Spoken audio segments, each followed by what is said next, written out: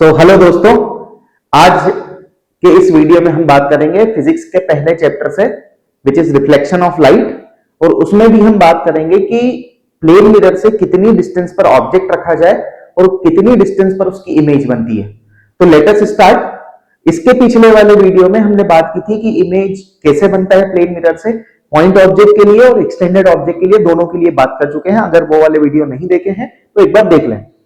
Now इस video में हमने बात करनी है कि एक ऑब्जेक्ट को इमेज से प्लेन मिरर से कितनी दूरी पर रखा जाता है और उसका इमेज कितनी दूरी पर बनता है, कितने डिस्टेंस पर बनता है, उसकी हमको बात करनी है यहां पर।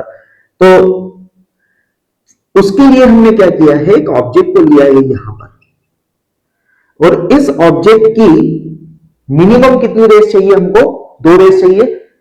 Image formation by plane mirror वाला जो वीडियो है उसमें ये बहुत अच्छे से एक्सप्लेन किया है, एक बार देखना जरूर। Now what I am doing कि मैंने यहां से एक ray perpendicular to the reflecting surface ले लिया और एक रे किसी एंगल पर ले लिया। इस वाले पॉइंट पर क्या करूंगा, मैं एक नॉर्मल बनाऊंगा। तो दिस इज व्हाट नॉर्मल, और ये हो गया मेरा angle of incidence. Angle between normal and incident ray is called angle of incidence. तो इस बात का ध्यान रखें। अब मुझे यह पता है कि जितना एंगल ऑफ इंसिडेंस होता है उतना ही एंगल ऑफ रिफ्लेक्शन होता है। लॉ ऑफ रिफ्लेक्शन हमको यही बोलता है। तो जितना एंगल ऑफ इंसिडेंस उतना ही angle of reflection, and this is what your reflected ray. Now इसके लिए अगर बात करें तो यहां पर जो एंगल ऑफ इंसिडेंस है, that angle of incidence for this case is 0, और उतना ही एंगल ऑफ रिफ्लेक्शन हो जाएगा। तो ये यहां से ऐसे वापस लौट। नाउ व्हाट इज हैपनिंग कि ये दोनों रेज एक दूसरे के दूर जा रही है। अगर ये एक दूसरे के दूर जा रही है, इसका मतलब क्या है, पहले कहीं मिली होंगी। तो हम इनको पीछे की तरफ एक्सटेंड करते हैं और ये रेज यहां पर एक दूसरे के साथ में extended reflected rays are this.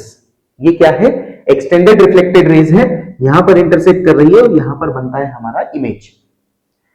यहां तक आपको मेरे हिसाब से समझ में आया? Okay fine.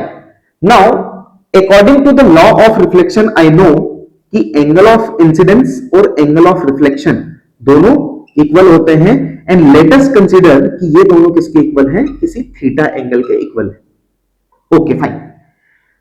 तो ये वाला जो एंगल है ये कितना हो गया, थीटा हो गया, and this angle will also be theta. अगर ये परपेंडिकुलर है तो ये जो नॉर्मल हमने यहां बनाया था ये भी तो परपेंडिकुलर है सरफेस के, मतलब ये दोनों लाइंस कैसी हो गई है, पैरेलल हो गई। तो इस एंगल को अगर मैं थीटा बोल दूं तो ये वाला भी कितना हो जाएगा, थीटा हो जाएगा। And if this angle is theta, ये वाला एंगल अगर थीटा है तो ये भी कितना हो गया, थीटा, मतलब this angle is also theta. Very good. अगर दो ट्रायंगल्स में कोई दो एंगल्स इक्वल है तो तीसरा एंगल अपने आप इक्वल हो जाता है, and this angle will be 90 minus theta. ये वाला भी है 90 माइनस थीटा। इसका नामकरण संस्कार कर लेते हैं। लेट अस कंसीडर कि ये पॉइंट हो गया मेरा M और ये पॉइंट हो गया N। अब दो ट्रायंगल्स की हम बात करते हैं। इन ट्रायंगल OMN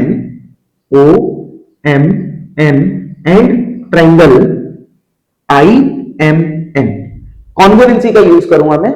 इन दोनों को कॉन्ग्रुएंट प्रूफ करेंगे तो हमको आसानी से मिल जाएगा कि this and this is equal. Okay fine. तो ये वाला जो ट्रायंगल है ये है IMN। मेरा एक एंगल है angle OMN। Angle OMN is equal to angle IMN। कितनी है इसकी वैल्यू, IMN OMN की वैल्यू है 90 degree. It is 90 degree. Okay, ये एक एंगल हो गया, ठीक है। MN और MM दोनों ट्रायंगल्स में क्या है, कॉमन है। तो MN is equal to MN which is common, दोनों ट्रायंगल्स में कॉमन हो गई। और तीसरा वाला क्या है, this MNO angle MNO and angle IMN, या फिर MNI। कितनी वैल्यू है इसकी 90 माइनस थीटा। तो ये हो गया मेरा एंगल साइड और angle, angle side and angle से by angle side angle congruency criteria these two triangles are congruent. ये दोनों ट्रायंगल्स कैसे हो गए हैं? कॉन्ग्रुएंट हो गए। तो triangle OMN is congruent to triangle IMN, IMN दोनों ट्रायंगल्स कॉन्ग्रुएंट हो गए। Now by CPCT, by CPCT, what is CPCT? Corresponding parts of congruent triangle, corresponding parts of congruent triangle, corresponding parts of congruent triangle से मैं बोल सकता हूं कि MO is equal to MI, MO is equal to MI. What is MO? It is object distance. Mirror से जितनी distance पर object को रखा जाता है उसको मैं क्या बोलता हूं? ऑब्जेक्ट डिस्टेंस बोलता हूं। ये हो गया मेरा ऑब्जेक्ट डिस्टेंस। और मिरर से जितनी डिस्टेंस पर इमेज बना है उसको हम क्या बोलते हैं? इमेज डिस्टेंस बोलते हैं। तो ये हो गया हमारे पास इमेज डिस्टेंस। तो बाय CPCT मुझे यही तो मिला है कि जितनी दूरी पर मिरर से ऑब्जेक्ट रखा है उतनी ही दूरी पर मिरर से क्या बना है? इमेज बना है। Yes, exactly. तो आई विल राइट हियर कि distance of image, distance of image from mirror is equal to distance of object from mirror।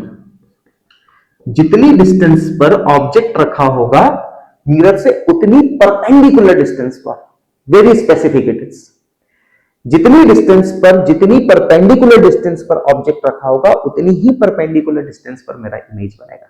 तो this is what the relation between.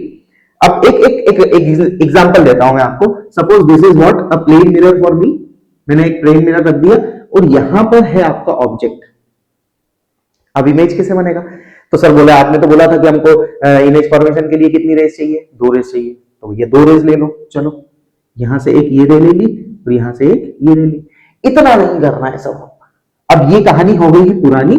इसको मैं क्या करता हूं, थोड़ा सा नीचे की तरफ एक्सटेंड करता हूं, एक परपेंडिकुलर डिस्टेंस मेजर करने की कोशिश करता हूं। जितनी दूरी पर ऑब्जेक्ट है उतनी ही दूरी पर पहले यहां इमेज बना लिया मैंने।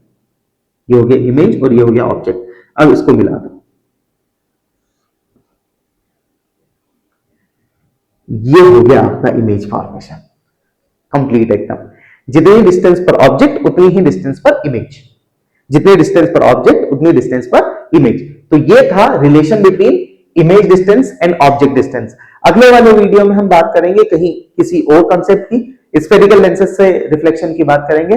And for this now thank you so much.